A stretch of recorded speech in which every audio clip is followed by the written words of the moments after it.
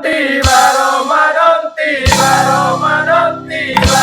Tiba-tiba Ramadan, tiba-tiba Ramadan, tiba-tiba Ramadan. Marhaban ya Ramadan.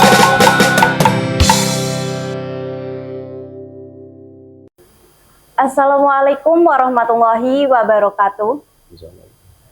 Alhamdulillah sahabat KNQ, kembali lagi di acara KNQ Ramadan Bawaslu Kabupaten Kudus.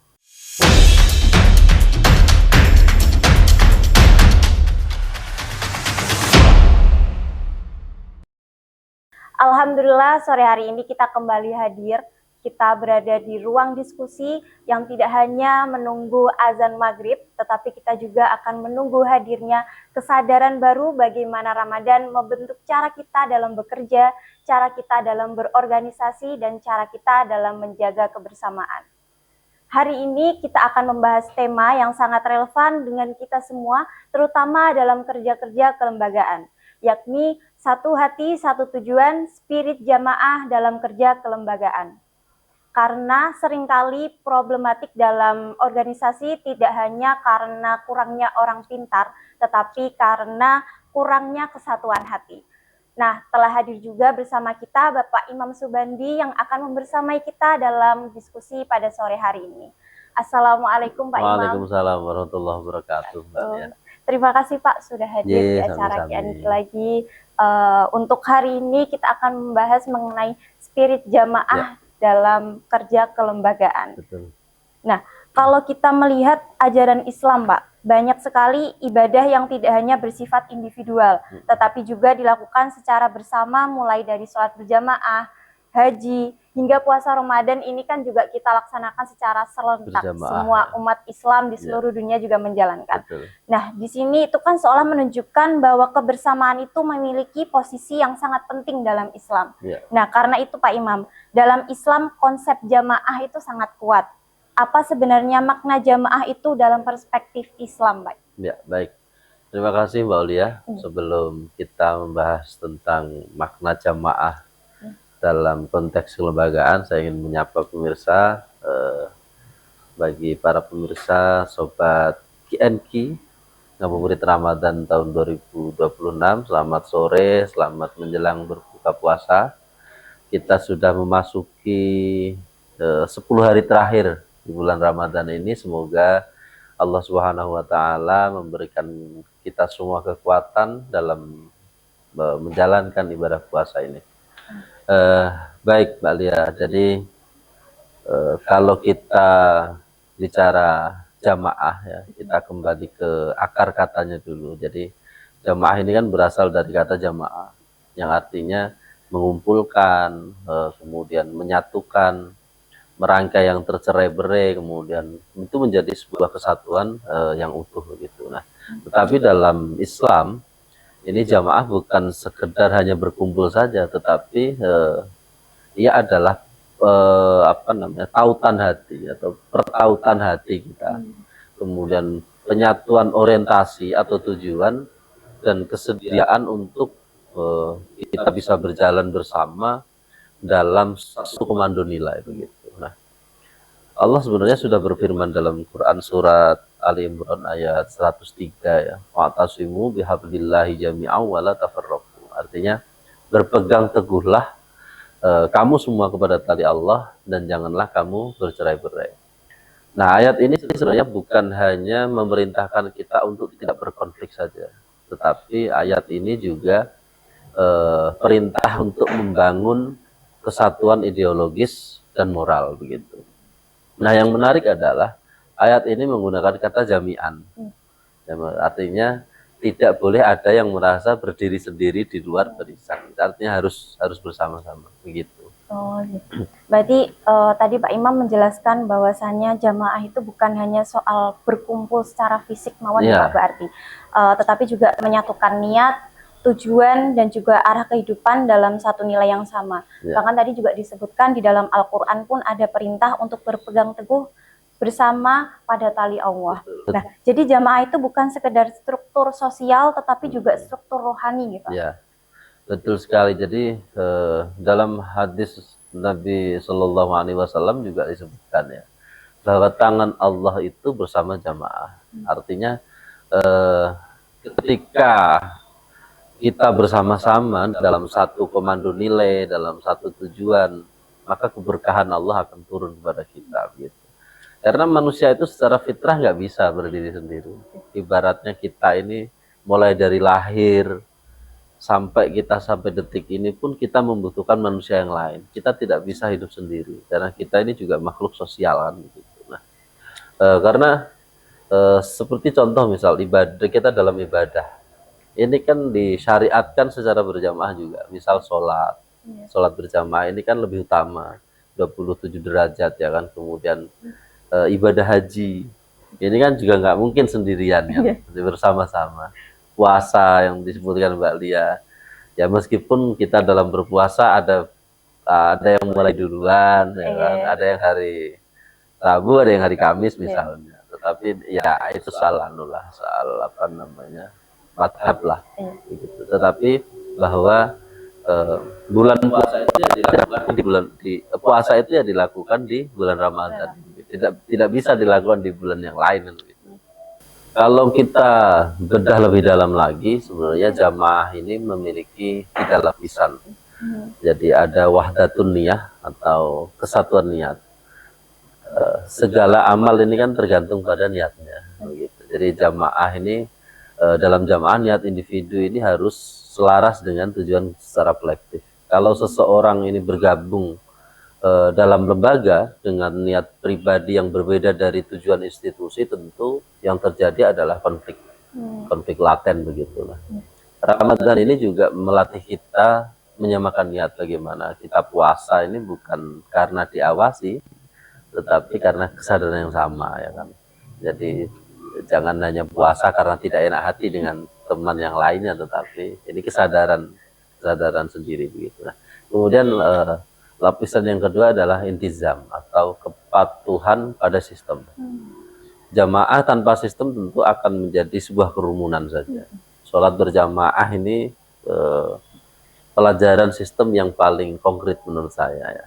Jadi dalam sholat berjamaah ini kan ada imam, kemudian ada makmum, ada shaf, kemudian ada waktu yang ditentukan ya kan. Makmum tentu tidak boleh mendahului imam ya kan, kalau dalam jamaah. Kemudian tidak boleh membuat gerakan sendiri dalam sholat jamaah, tidak boleh berjalan di luar ritme jamaah. Nah, ini bukan soal dominasi, tetapi soal keteraturan. Bayangkan saja misalnya dalam jamaah kiblatnya berbeda ya kan, tentu akan tidak teratur begitu. Artinya dalam organisasi pun inilah sebenarnya makna disiplin struktural. Jadi bukan untuk membatasi kreativitas, tetapi menjaga keselarasan gerak. Jadi kita bisa ambil pelajaran dari sholat jamaah tersebut. Kemudian di lapisan ketiga ada takaful dan tanasu atau saling menjaga begitu. Dalam jamaah kita tidak hanya berjalan bersama, tetapi kita saling menguatkan satu sama lain. Jika saf renggang, maka kita rapatkan. Jika ada yang salah, kita luruskan dengan cara yang baik. Nah, Rasulullah ini juga menyamakan orang-orang beriman ini seperti satu tubuh. Jadi ketika bagian tubuh sakit, maka bagian yang lain juga ikut merasakan. Artinya kohesi jamaah ini bukan lagi formalitas, tetapi suatu empati yang aktif begitu. Jadi begitu, Mbak. Oh, ya. Menarik sekali nih Pak, ketika kita melihat bahwasannya nilai-nilai jamaah ini dalam Islam ternyata tidak hanya relevan dalam konteks ibadah, tetapi juga bisa menjadi landasan dalam kehidupan sosial dan organisasi, terutama dalam kelembagaan tadi. Betul. Nah, kalau kita masuk dalam kajian akademis organisasi Pak, bagaimana spirit jamaah ini diterjemahkan dalam teori manajemen modern? Baik, jadi kalau kita boleh pinjam istilah di buku The Fifth Discipline ya, Peter Senge itu menjelaskan bahwa organisasi yang bertahan lama adalah organisasi pembelajar atau learning organization. Salah satu pilarnya adalah servition gitu. Nah, karena banyak lembaga punya visi tetapi tidak punya servition gitu.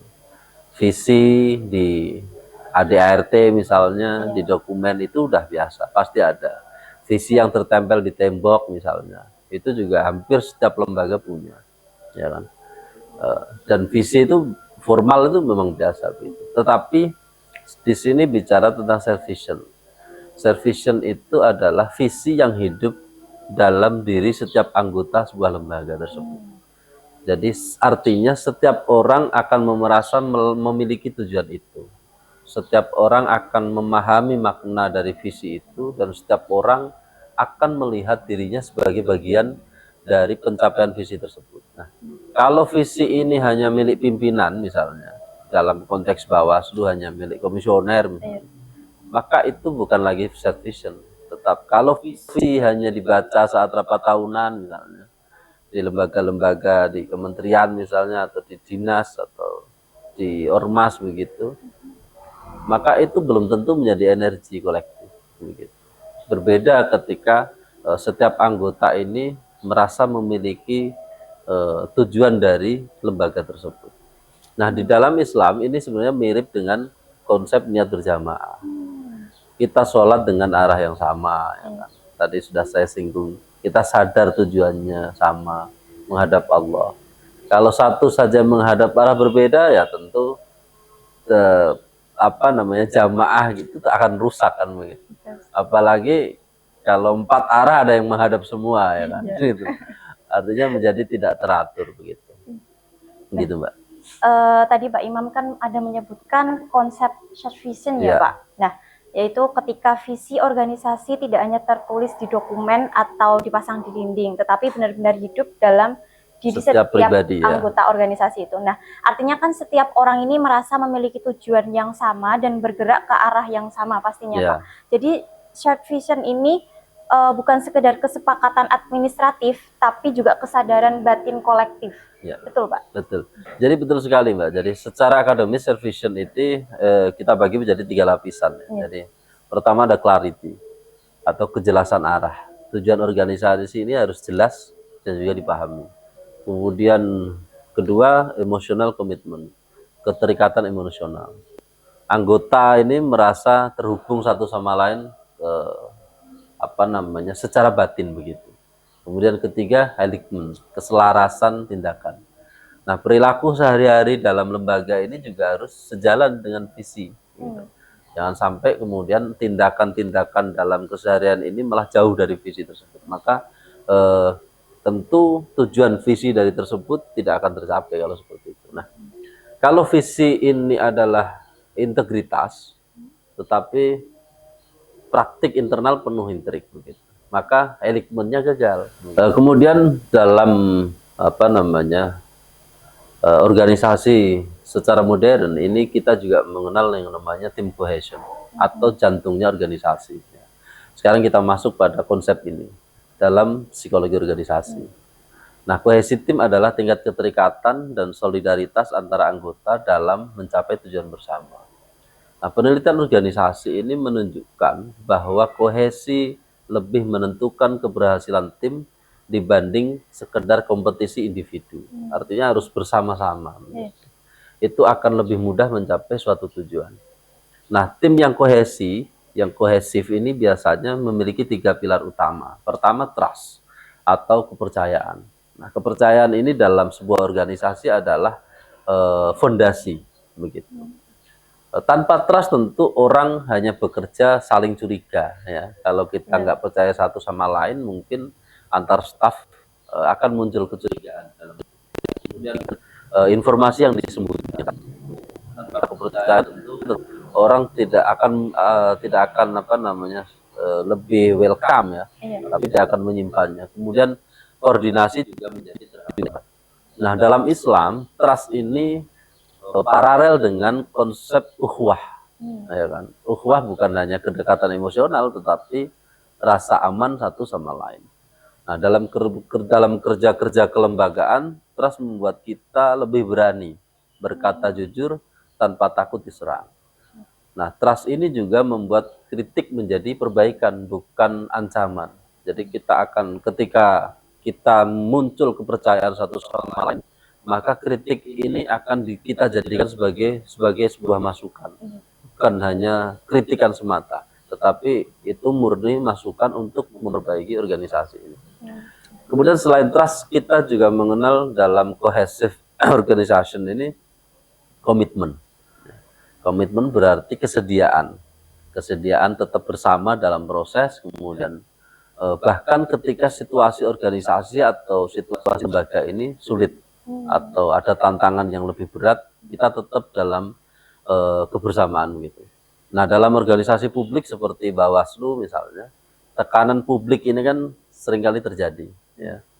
Nah, tanpa komitmen kolektif tentu tim juga akan mudah retak. Gitu. Maka disitulah sebenarnya kita diuji kebersamaan kita ketika ada tekanan-tekanan dari luar begitu. Nah, di dalam Islam ini juga tentu paralel dengan konsep amanah. Ya. Amanah bukan hanya tugas yang diterima, tetapi tanggung jawab moral untuk menunaikannya dengan sungguh-sungguh. Nah, komitmen ini menjadikan kita atau menjadikan seseorang tidak hanya bekerja saat diawasi, tetapi tetap konsisten meskipun tidak terlihat oleh orang lain. Begitu. Nah, kemudian yang ketiga, coordination atau koordinasi. Koordinasi ini keselarasan gerak. Kalau saya boleh mengartikannya keselarasan gerak. Banyak organisasi punya orang hebat tetapi gagal karena tidak sinkron satu sama lain. Nah, ini pelajaran koordinasi yang luar biasa. Dalam Islam ini paralel dengan musyawarah. Ya. Kalau musyawarah ini bukan sekedar forum diskusi, ya, tetapi mekanisme yang menyatukan arah sebelum melangkah. Begitu. Jadi kalau kita satukan tiga ini, ya, maka set vision kesatuan arah, kemudian trust itu ukhuwah, kemudian komitmen itu amanah, koordinasi musyawarah. Maka sebenarnya teori organisasi modern dan nilai Islam ini juga bertemu pada satu titik, yakni kolektivitas yang sadar dan terikat secara moral. Nah, organisasi ini bukan hanya struktur saja, gitu. Ia adalah jejaring hati yang kemudian disatukan oleh tujuan, begitu. Dan Ramadan ini kan bisa dikatakan sebagai laboratorium pembentukan kohesi tersebut. Karena puasa tentu juga mengajarkan kita bagaimana kita menundukkan ego pribadi dan juga demi kebaikan bersama, begitu. Baik Pak, jika kita melihat tadi Pak, mulai dari kesatuan niat, adanya visi bersama, hingga pentingnya kepercayaan dan juga komitmen dalam tim, semuanya itu terasa sangat relevan dalam kerja organisasi. Nah, terutama dalam lembaga publik yang memiliki tanggung jawab besar kepada masyarakat. Nah, kalau gitu Pak, kalau kita tarik dalam konteks kerja kelembagaan, terutama di Bawaslu sendiri, apa makna satu hati dan satu tujuan? Ya. Dalam lembaga pengawasan seperti Bawaslu, Kudus misalnya, kolektivitas ini kan menjadi sangat krusial. Karena pengawasan pemilu bukan lagi bicara kerja individu, tetapi kerja sistem, kerja kolektif. Gitu. Satu hati berarti integritasnya sama. Kemudian satu tujuan berarti orientasinya sama. Artinya arahnya adalah kita bagaimana mencapai atau mewujudkan keadilan pemilu. Nah, kalau ada perbedaan pendapat tentu itu wajar ya. Tetapi arah kita dalam melangkah ini tetap sama. Dan bulan ini mengajarkan, melatih kita untuk menahan ego. Kemudian dalam organisasi, ego itulah sebenarnya yang seringkali menjadi perusak soliditas begitu, ya kan. Egosentrisnya dia itu yang seringkali merusak sebuah sistem itu. Maka Ramadan ini harus kita jadikan momentum untuk bagaimana melatih diri kita untuk bisa mengelola ego kita, dan khususnya dalam kerja kelembagaan untuk mengutamakan kolektif kolegial begitu.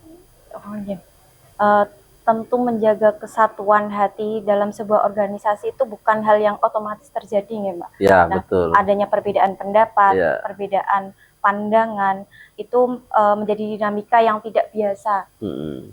Karena itu diperlukan upaya bersama agar perbedaan tersebut itu justru menjadi kekuatan, bukan menjadi perpecahan.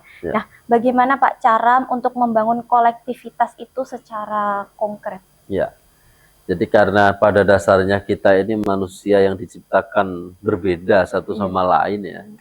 Jadi ketika kita masuk dalam satu lembaga tentu dengan masing-masing latar belakang tentu tidak bisa langsung otomatis kita bisa satu tujuan ya, bisa selaras tentu. Nah, tentu butuh proses yang panjang untuk bagaimana satu sama lain ini bisa memahami bahwa karakter si A, si B ini tidak otomatis bisa saling mengerti, tetapi butuh waktu. Gitu. Nah, ada beberapa langkah sebenarnya kalau dalam konteks kelembagaan untuk mewujudkan itu. Pertama, tentu kita harus perjelas visi, ya perjelas visi bersama kita. Tujuannya apa ini harus jelas dan semuanya harus memahami tentang visi itu, bukan hanya mengerti, tetapi dipahami, ya kan. Makanya kalau dalam istilah Gus Jigang itu ada kata ngaji. Itu nggak cukup ngaji, tapi harus dikaji. Gitu. Jinya itu ngaji dan mengkajinya. Ini harus selaras, harus punya makna yang sama, pemaknaan yang sama dalam visi. Kemudian kedua, bangun komunikasi yang terbuka, ya, bangun komunikasi yang terbuka, transparan, begitu. Kemudian biasakan ketika ada konflik atau ada perbedaan pendapat, kita biasakan musyawarah. Ya, selanjutnya kita bisa saling menguatkan. Ya, jangan sampai saling menjatuhkan satu sama lain. Ya. Tentu itu akan membuat organisasi ini jauh dari tujuannya. Kemudian evaluasi. Nah, ketika itu semua sudah kita lakukan, tentu dalam setiap kegiatan atau setiap kerja-kerja pengawasan kita perlu melakukan evaluasi. Evaluasi bersama, bukan menyalahkan bersama, tetapi evaluasi demi kerja-kerja yang lebih baik ke depannya. Dan yang paling penting, pemimpin itu harus menjadi teladan kebersamaan. Sebagaimana imam dalam sholat, ya kan? Bukan imam saya ya. Gitu. Nah, dia bukan orang yang paling berkuasa, gitu. Tetapi justru imam sholat ini orang yang paling bertanggung jawab, ya kan? Nah, itu yang berat sebenarnya. Begitu. Berarti dari adanya perbedaan pandangan, perbedaan latar belakang itu sebenarnya hal yang wajar, tetapi bagaimana kita menyikapinya untuk nantinya tidak terjadi perpecahan seperti itu nih Pak. Nah, tidak terasa Pak, diskusi kita sudah sampai di penghujung waktu menjelang berbuka. Mau berbuka puasa. Betul sekali Pak. Nah, dari perbincangan sore kali ini kita belajar bahwasanya Ramadan tidak hanya melatih kesabaran secara pribadi, tetapi juga mengajarkan nilai kebersamaan, kesatuan tujuan, dan juga kepedulian dalam sebuah komunitas. Nah, mungkin sebelum berakhirnya acara ini, Pak Imam bisa memberikan pesan yang reflektif buat sahabat KNK di rumah. Monggo Pak Imam. Baik, jadi Ramadan ini mengajarkan kita bahwa kemenangan bukan milik yang paling kuat, ya. Tetapi bukan yang paling kuat secara individu, tetapi yang paling sabar dalam kebersamaan. Lembaga yang solid ini juga bukan yang tanpa perbedaan, yang tanpa bermacam-macam orangnya, tetapi justru yang mampu menyatukan perbedaan itu untuk dikelola menjadi lebih baik dan menjadi kekuatan tersendiri dalam mencapai visi. Nah, mari kita jadikan Ramadan ini sebagai momentum menata hati agar kerja kita bukan sekedar rutinitas, tetapi sebuah ibadah kolektif, begitu. Karena ketika satu hati menyatu dalam tujuan yang sama, disitulah keberkahan Allah Subhanahu wa Ta'ala akan turun kepada kita semua. Gitu. Amin, Masya Allah. Terima kasih Pak Imam atas pencerahannya pada sore hari ini. Sama-sama, semoga menjadi keberkahan untuk kita semua dan bermanfaat untuk teman-teman semua yang menonton. Baik sahabat KNK, semoga Ramadan kali ini tidak hanya menguatkan spiritualitas personal kita, tapi juga menumbuhkan dan menguatkan kolektivitas kerja-kerja kelembagaan. Karena lembaga yang kuat bukan dibangun hanya dengan regulasi, tetapi juga dengan hati yang selaras. Saya Lia pamit undur diri. Wassalamualaikum warahmatullahi wabarakatuh. Waalaikumsalam warahmatullahi wabarakatuh. Ramadan tiba.